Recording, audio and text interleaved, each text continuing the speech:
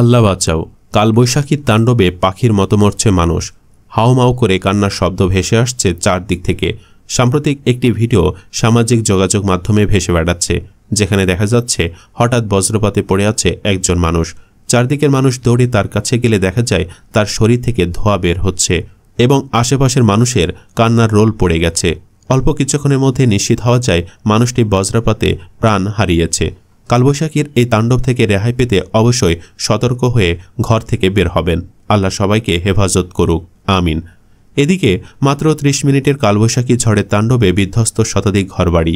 লালমনিরহাটে কালবৈশাখী ঝড়ের তাণ্ডবে শতাধিক ঘরবাড়ি বিধ্বস্ত হয়েছে। এ সময় ক্ষতিগ্রস্ত হয়েছে গাছপালা ও ক্ষেতের ফসল। এদিকে ঝড়ের পর লালমনিরহাটের আবহাওয়া কিছুটা স্বাভাবিক হলেও কোথাও কোথাও বিদ্যুৎ ও নেটওয়ার্ক সরবরাহ বিঘ্নিত হচ্ছে বলে জানিয়েছেন বাসিন্দারা। মধ্যরাতে শুরু হওয়া এ ঝড় লালমনিরহাট সদর, আদিতমারি, কালীগঞ্জ, হাতিবান্ধা ও পাটগ্রাম উপজেলায় তাণ্ডব চালায়। ৩০ মিনিট স্থায়ী হওয়া ঝোড়ো হাওয়া ও শিলাবৃষ্টিতে ধান, ভুট্টা, আম, লিচু সহ বিভিন্ন ফসলের ব্যাপক ক্ষয়ক্ষতি হয়েছে বলে স্থানীয়রা জানিয়েছেন। কালীগঞ্জের কাকিনা ইউনিয়নের সুমন মিয়া জানান, গাছ পড়ে একটি টিনের ঘর ভেঙে গেছে, পাশাপাশি তামাকসহ ফসলেরও ক্ষতি হয়েছে।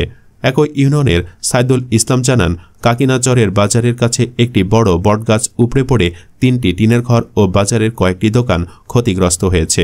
ঝড়ে অনেক এলাকায় সড়কের ওপর গাছ পড়ে যান চলাচল বন্ধ হয়ে যায়। এছাড়াও দেশের ৮ জেলায় ঝড় ও বজ্রপাতে নারীসহ অন্তত ৫ জনের মৃত্যুর খবর পাওয়া গেছে। বিভিন্ন এলাকায় ঘর এবং গাছপালা ভেঙে যাওয়া, বৈদ্যুতিক খুঁটি উপড়ে পড়া এবং ফসলের ক্ষয়ক্ষতি হয়েছে বলেও জানা গেছে। আমাদের প্রতিনিধিদের পাঠানো খবর পাওয়া পর্যন্ত এ তথ্য নিশ্চিত করা হয়। প্রিয় ভিউয়ার্স, কালবৈশাখীর তাণ্ডবকে এড়িয়ে চলুন। বৃষ্টি হলে মাঠে খেলাধুলা থেকে বিরত থাকুন, কেননা হঠাৎ করে বজ্রপাত হতে পারে, আর সেই বজ্রপাতে প্রাণহানি হতে পারে আপনারও।